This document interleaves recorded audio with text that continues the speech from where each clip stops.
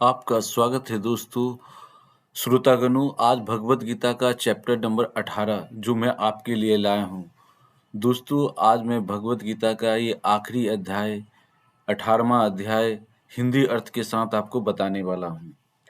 इसमें मोक्ष संन्यास योग अर्जुन संस्कृत में प्रायः प्रयुक्त होने वाले दो शब्दों संन्यास और त्याग के संबंध में प्रश्न पूछने के साथ संन्यास के विषय पर चर्चा प्रारंभ करता है। दोनों शब्द एक ही मूल धातु के हैं जिनका अर्थ परित्याग करना है। सन्यासी वह है जो गृहस्थ जीवन में भाग नहीं लेता और समाज को त्याग कर साधना का अभ्यास करता है। त्यागी वह है जो कर्म में संलग्न रहता है लेकिन कर्म फल का भोग करने की इच्छा का त्याग करता है। यही गीता की वाणी का मुख्य अभिप्राय है। श्री कृष्ण दूसरे प्रकार के त्याग की संस्तुति करते हैं। वे परामर्श देते हैं कि यज्ञ, दान, तपस्या और कर्तव्य पालन संबंधी कार्यों का कभी त्याग नहीं करना चाहिए क्योंकि ये ज्ञानी को भी शुद्ध करते हैं। इनका संपादन केवल कर्तव्य पालन की दृष्टि से करना चाहिए क्योंकि इन कार्यों को कर्म फल की आसक्ति के बिना संपन्न करना आवश्यक होता है। तत्पश्चात श्री कृष्ण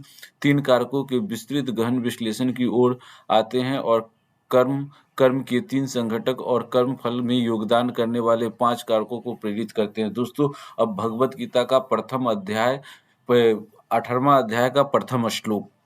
अर्जुन कहते हैं, हे महाबाहो, हे अंतर्यामीन, हे वासुदेव, मैं संन्यास और त्याग के तत्व को अलग अलग जानना चाहता हूँ। श्री भगवान कहते हैं, कुछ कवि मतलब विद्वान तो काम्य कर्मों के त्याग को संन्यास समझते हैं, पर दूसरे विचारक सभी कर्मों के फल त्याग को त्याग कहते हैं। कुछ मनीषी कहते हैं कि सभी कर्म दोष युक्त है इसलिए त्यागने योग्य है, और दूसरे कहते हैं कि यज्ञ, दान और तप जैसी रूपी कर्म त्यागने योग्य नहीं है। हे भरत श्रेष्ठ अर्जुन, इस विषय में त्याग के संबंध में मेरा निश्चय सुनो। हे पुरुष सिंह, त्याग 3 सात्विक, राजस और तामस प्रकार का कहा गया है। यज्ञ, दान और तप रूपी कर्म त्याग करने के योग्य नहीं है। वे तो अवश्य करने चाहिए क्योंकि यज्ञ, दान, तप मनुष्यों को भी पवित्र करने वाले हैं। इसलिए हे पार्थ, इन यज्ञ, दान और तप रूप कर्मों को तथा और भी संपूर्ण कर्तव्य कर्मों को आसक्ति और फलों का त्याग करके अवश्य करना चाहिए। यह मेरा निश्चय किया हुआ उत्तम मत है। स्वरूप से त्याग करना उचित नहीं है, इसलिए मोह के कारण उसका त्याग कर देना तामस त्याग कहा गया है। जो कुछ कर्म है वह सब दुख रूप ही है। ऐसा समझकर यदि कोई शारीरिक क्लेश के भय से कर्तव्य कर्मों का त्याग कर दे तो वह ऐसा राजस त्याग के फल को किसी प्रकार भी नहीं पाता। हे अर्जुन, जो शास्त्र विहित कर्म करना कर्तव्य है, इसी भाव से आसक्ति और फल का त्याग करके किया जाता है, वही सात्विक त्याग माना गया है।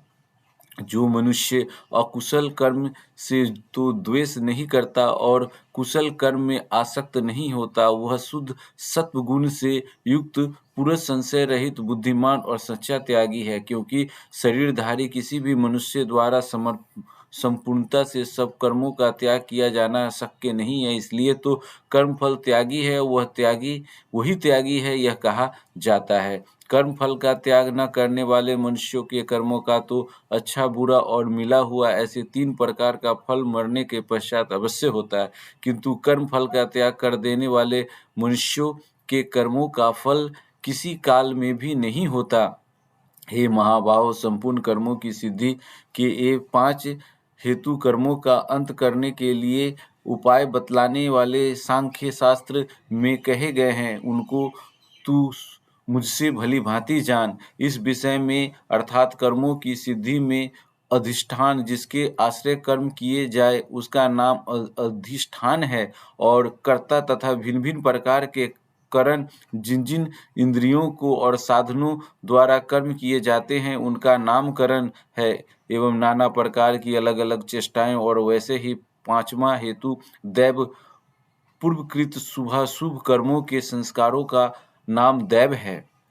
मनुष्य मन, वाणी, शरीर से शास्त्रानुकूल अथवा विपरीत जो कुछ भी कर्म करता है उसके ये 5 कारण हैं, परंतु ऐसा होने पर भी जो मनुष्य अशुद्ध बुद्धि होने के कारण उस विषय में यानी कर्मों के होने में केवल शुद्ध स्वरूप आत्मा को कर्ता समझता है, वह मलिन बुद्धि वाला अज्ञानी यथार्थ नहीं समझता।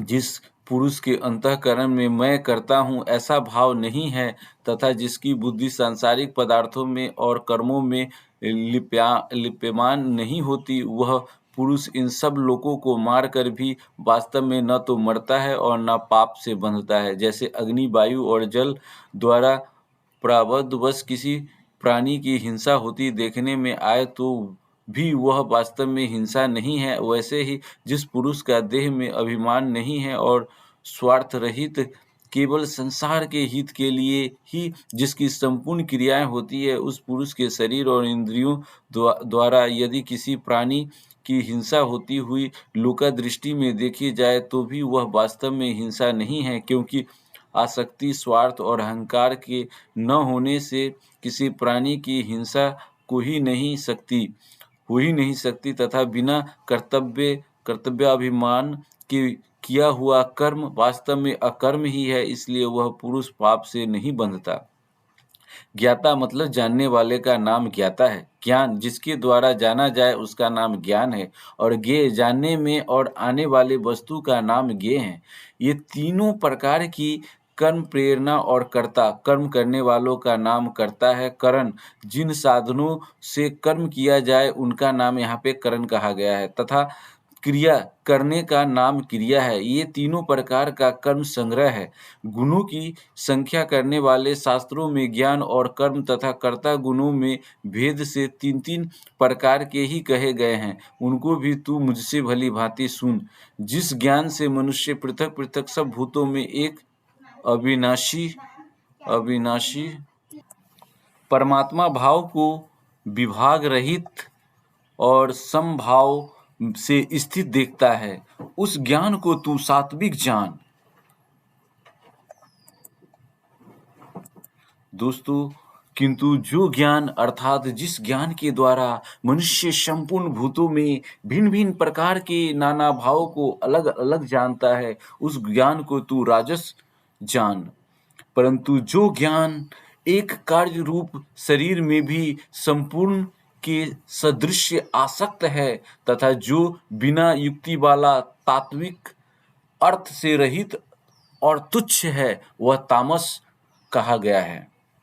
जो कर्म शास्त्र विधि से नियत किया हुआ और कर्तापन के अभिमान से रहित हो तथा फल न चाहने वाले पुरुष द्वारा बिना राग द्वेष के किया गया हो, वह सात्विक कहा गया है। परंतु जो कर्म बहुत परिश्रम से युक्त होता है तथा भोगों को चाहने वाले पुरुष द्वारा या अहंकार युक्त पुरुष द्वारा किया जाता है, वह कर्म राजस कहा जाता है या कहा गया। जो कर्म परिणाम, हानि, हिंसा और सामर्थ्य को न विचार कर केवल अज्ञान से आरंभ किया जाता है, वह तामस कहा जाता है।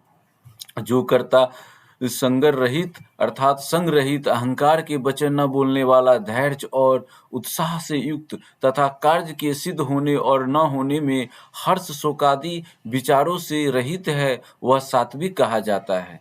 जो कर्ता आसक्ति से युक्त कर्मों के फल को चाहने वाला और लोभी है तथा दूसरों को कष्ट देने के स्वभाव वाला, अशुद्धचारी और हर्ष शोक से लिप्त है, वह राजस कहा गया है।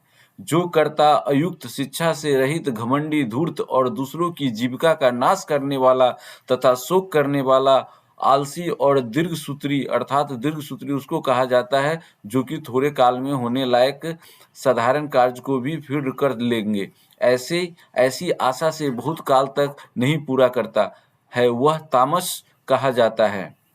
हे धनंजय, अब तू बुद्धि का और धृति का भी गुणों के अनुसार तीन प्रकार का भेद मेरे द्वारा संपूर्णता से विभाग पूर्वक कहा जाने वाला सुन। हे पार्थ, जो बुद्धि प्रवृत्ति मार्ग और निवृत्ति मार्ग को, कर्तव्य और अकर्तव्य को, भय और अभय को तथा बंधन और मोक्ष को यथार्थ जानती है, वह बुद्धि सात्विकी है। हे पार्थ, मनुष्य जिस बुद्धि के द्वारा धर्म और अधर्म को तथा कर्तव्य और अकर्तव्य को भी यथार्थ नहीं जानता, वह बुद्धि राजसी है। दोस्तों, अब आपको मैं नेक्स्ट 32वां श्लोक। हे अर्जुन, जो तमोगुण से घिरी हुई बुद्धि और अधर्म को भी यह धर्म है ऐसा मान लेती है तथा इसी प्रकार अन्य संपूर्ण पदार्थों को भी विपरीत मान लेती है, वह बुद्धि तामसी है। हे पार्थ, जिस अव्यभिचारिणी धारण शक्ति भग भगव द्विषय के सिवाय अन्य सांसारिक विषयों को धारण करना ही व्यभिचार दोष है, उस दोष से जो रहित है वह अव्यभिचारिणी धारणा है से मनुष्य ध्यान योग के द्वारा मन प्राण और इंद्रियों की क्रियाओं अर्थात मन प्राण और इंद्रियों को भगवत्व प्राप्ति के लिए भजन, ध्यान और निष्काम कर्मों में लगाने का नाम उनकी क्रियाओं को धारण करता है, वह धृति सात्विकी है। परंतु हे पृथापुत्र अर्जुन, कल फल की इच्छा वाला मनुष्य जिस धारण शक्ति के द्वारा अत्यंत आसक्ति से धर्म, अर्थ और कामों को धारण करता है, वह धारण शक्ति राजसी है। हे पार्थ, दुष्ट बुद्धि वाला मनुष्य जिस धारण शक्ति के द्वारा निद्रा, भय, चिंता और दुख को तथा उन्मत्तता को भी नहीं छोड़ता अर्थात धारण किए रहता है, वह धारण शक्ति तामसी है। हे भारत श्रेष्ठ, अब 3 प्रकार के सुख को भी तू मुझसे सुन। जिस सुख में साधक मनुष्य भजन, ध्यान और समाधि के अभ्यास से रमन करता है और जिससे दुखों के अंत को प्राप्त हो जाता है, जो ऐसा सुख है वह आरंभ काल में यद्यपि विष के तुल्य प्रतीत, जैसे खेल में आसक्ति वाले बालक को विद्या का अभ्यास मूढ़ता के कारण प्रथम विष के तुल्य भासता है, वैसे ही विषयों में आसक्ति वाले पुरुष की भगवद भजन, ध्यान, सेवा आदि साधनों का अभ्यास मर्म न जानने के कारण प्रथम विष के तुल्य प्रतीत होता है, परंतु परिणाम में अमृत के तुल्य है। इसलिए वह परमात्मा विषयक बुद्धि के प्रसाद से उत्पन्न होने वाला सुख सात्विक कहा गया है। दोस्तों, अब अगला आपको 38 श्लोक मैं आपको बताने वाला हूँ। जो सुख विषय और इंद्रियों के संयोग से होता है, वह पहले भोग काल में अमृत के तुल्य प्रतीत होने पर भी परिणाम में विष के तुल्य बल, वीर्य, बुद्धि, धन, उत्साह और परलोक का नाश होने से विषय और इंद्रियों के संयोग से होने वाले सुख को परिणाम में विष के तुल्य कहा गया है, इसलिए वह सुख राजस कहा जाता है। जो सुख भोग काल में तथा परिणाम में भी आत्मा को मोहित करने वाला है, वह निद्रा, आलस्य और प्रमाद से उत्पन्न सुख तामस कहा गया है। पृथ्वी में या आकाश में अथवा देवताओं में तथा इनके सिवा और कहीं भी ऐसा कोई भी सत्व नहीं है जो प्रकृति से उत्पन्न इन तीनों गुणों से रहित हो। हे परंतप, ब्राह्मण, क्षत्रिय और वैश्यों के तथा शूद्रों के कर्म स्वभाव से उत्पन्न गुणों द्वारा विभक्त किए गए हैं। अंतःकरण का निग्रह करना, इंद्रियों का दमन करना, धर्म पालन के लिए कष्ट सहना, बाहर भीतर से शुद्ध रहना, दूसरों के अपराधों को क्षमा करना, मन, इंद्रियों और शरीर को सरल रखना, वेद शास्त्र, ईश्वर और परलोक आदि में श्रद्धा रखना, वेद शास्त्रों का अध्ययन अध्यापन करना और परमात्मा के तत्व का अनुभव करना, ये सबके सभी ब्राह्मण के स्वाभाविक कर्म हैं। शूरवीरता, तेज, धैर्य, चतुरता और युद्ध में न भागना, दान देना और स्वामी भाव से ये सबके सब ही क्षत्रिय के स्वाभाविक कर्म है। खेती, गो पालन और क्रय विक्रय रूप सत्य व्यवहार, वस्तुओं के खरीदने और बेचने में तौल, नाप, गिनती आदि से कम देना अथवा अधिक लेना एवं वस्तु को बदलकर या एक वस्तु से दूसरी वस्तु या खराब वस्तु मिलाकर देना अथवा अच्छी ले लेना और नफा आढ़त दलाली ठहराकर उससे अधिक दाम लेना, कम देना, झूठ, कपट, चोरी और जबरदस्ती से अथवा अन्य किसी प्रकार से दूसरों के हक को ग्रहण कर लेना इत्यादि दोषों से रहित जो सत्यता पूर्वक पवित्र वस्तुओं का व्यापार है, उसका नाम सत्य व्यवहार है। ये वैश्य के स्वाभाविक कर्म है तथा सब वर्णों की सेवा करना शूद्र का भी स्वाभाविक कर्म है। अपने अपने स्वाभाविक कर्मों में तत्परता से लगा हुआ मनुष्य भगवत्व प्राप्ति रूप परम सिद्धि को प्राप्त हो जाता है। अपने स्वाभाविक कर्म में लगा हुआ मनुष्य जिस प्रकार से कर्म करके परम सिद्धि को प्राप्त होता है, उस विधि को तू सुन। जिस परमेश्वर से संपूर्ण प्राणियों की उत्पत्ति हुई है और जिससे यह समस्त जगत व्याप्त है, जैसे बर्फ जल से व्याप्त है, जैसे ही संपूर्ण संसार सच्चिदानंद घन परमात्मा से व्याप्त है, उस परमेश्वर की अपने स्वाभाविक कर्मों द्वारा पूजा करके परमेश्वर को ही सर्वस्व समझकर परमेश्वर का चिंतन करते हुए परमेश्वर की आज्ञा के अनुसार मन, वाणी और शरीर से परमेश्वर के ही स्वाभाविक कर्तव्य कर्म का आचरण करना, कर्म द्वारा परमेश्वर को पूजना है, मनुष्य का परम सिद्धि को प्राप्त हो जाता है। अच्छी प्रकार आचरण किए हुए दूसरे के धर्म से गुण रहित भी अपना धर्म श्रेष्ठ है, क्योंकि स्वभाव से नियत किए हुए धर्म स्वरूप कर्म को करता हुआ मनुष्य पाप को नहीं प्राप्त होता। अतएव हे कुंती पुत्र, हे कुंती नंदन, दोष युक्त होने पर भी सहज कर्म प्रकृति के अनुसार शास्त्र विधि से नियत किए हुए वर्णाश्रम के धर्म और सामान्य धर्म रूप स्वाभाविक कर्म है, उनको ही यहाँ स्वधर्म, सहज कर्म, स्वकर्म, नित्य कर्म, स्वभाजन कर्म, स्वभावनियत कर्म इत्यादि नामों से कहा गया है, को नहीं त्यागना चाहिए, क्योंकि धुएं से अग्नि की भांति सभी कर्म किसी न किसी दोष से युक्त है। सर्वत्र आसक्ति रहित बुद्धि वाला, अस्पृहार रहित और जीते हुए अंतःकरण वाला पुरुष सांख्य योग के द्वारा उस परम नस्य कर्म सिद्धि को प्राप्त होता है, जो कि ज्ञान योग की प्रानिष्ठा है। उस नस्य कर्म सिद्धि को जिस प्रकार से प्राप्त होकर मनुष्य ब्रह्म को प्राप्त होता है, उस प्रकार को हे कुंती पुत्र, हे कुंती नंदन, तू संक्षेप में मुझसे समझ। विशुद्ध बुद्धि से युक्त तथा हल्का, सात्विक और नियमित भोजन करने वाला, शब्दादि विषयों का त्याग करके एकांत और शुद्ध देश का सेवन करने वाला, सात्विक धारण शक्ति के द्वारा अंतःकरण और इंद्रियों का संयम करके मन, वाणी और शरीर को वश में कर लेने वाला, राग द्वेष को सर्वदा नष्ट करके भली भांति दृढ़ वैराग्य का आश्रय लेने वाला तथा अहंकार, बल, घमंड, काम, क्रोध और परिग्रह को त्याग करके निरंतर ध्यान योग के परायण रहने वाला, ममता रहित और शांति युक्त पुरुष सच्चिदानंद घन ब्रह्म में अभिन्न भाव से स्थित होने का पात्र होता है।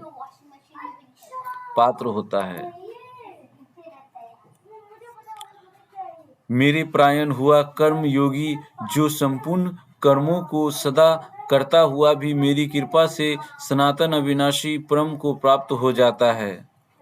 सब कर्मों को मन से मुझ में अर्पण करके तथा संबुद्धिक रूप योग को अवलंबन करके मेरे परायण और निरंतर मुझ में चित्त वाला हो।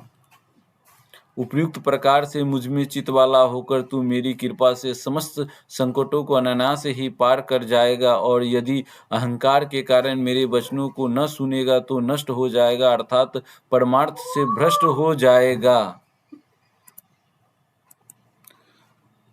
जो तू अहंकार का आश्रय लेकर यह मान रहा है कि मैं युद्ध नहीं करूंगा, तो मेरा यह निश्चय मिथ्या है, क्योंकि तेरा स्वभाव तुझे जबरदस्ती युद्ध में लगा देगा। हे कुंती पुत्र, जिस कर्म को तू मोह के कारण करना नहीं चाहता, उसको भी अपने पूर्वकृत स्वाभाविक कर्म से बंधा हुआ परवश होकर करेगा। हे अर्जुन, शरीर रूप यंत्र में आरूढ़ हुए संपूर्ण प्राणियों को अंतर्यामी परमेश्वर अपनी माया से उनके कर्मों के अनुसार भ्रमण कराता हुआ सब प्राणियों के हृदय में स्थित है। हे भारत, तू सब प्रकार से उस परमेश्वर की ही शरण में लज्जा, भय, मान, बड़ाई और आसक्ति को त्याग कर एवं शरीर और संसार में अहंता, ममता से रहित होकर एक परमात्मा को ही परम आश्रय, परम गति और सर्वस्व समझना तथा अन्य भाव से अतिशय श्रद्धा, भक्ति और प्रेम पूर्वक निरंतर भगवान के नाम, गुण, प्रभाव, स्वभाव का चिंतन करते रहना एवं भगवान का भजन स्मरण करते हुए ही उनकी आज्ञा अनुसार कर्तव्य कर्मों का निस्वार्थ भाव से केवल परमेश्वर के लिए आचरण करना, यह सब प्रकार से परमात्मा के ही शरण होना है। जा, उस परमात्मा की कृपा से ही तू परम शांति को और सनातन परम धाम को प्राप्त होगा। इस प्रकार यह गोपनीय से भी अति गोपनीय ज्ञान मैंने तुमसे कह दिया है। अब तू इस रहस्य युक्त ज्ञान को पूर्णतः भली-भाँति विचार कर, जैसे चाहता है वैसे ही कर। संपूर्ण गोपनीयों से अति गोपनीय मेरे परम रहस्य युक्त वचन को तू फिर से भी सुन। तू मेरा अतिशय प्रिय है, इससे यह परम हितकारक वचन मैं तुझसे कहूँगा। हे अर्जुन, तू मुझ में मनवाला हो, मेरा भक्त बन, मेरा पूजन करने वाला हो और मुझको प्रणाम कर। ऐसा करने से तू मुझे ही प्राप्त होगा। यह मैं तुझ में सत्य प्रतिज्ञा करता हूँ, क्योंकि तू मेरा अत्यंत प्रिय है। संपूर्ण धर्मों को अर्थात संपूर्ण कर्तव्य कर्मों को मुझ में त्याग कर तू केवल एक मुझ सर्वशक्तिमान सर्वधार परमेश्वर की ही शरण में आ जा। मैं तुझे संपूर्ण पापों से मुक्त कर दूंगा, तू शोक मत कर।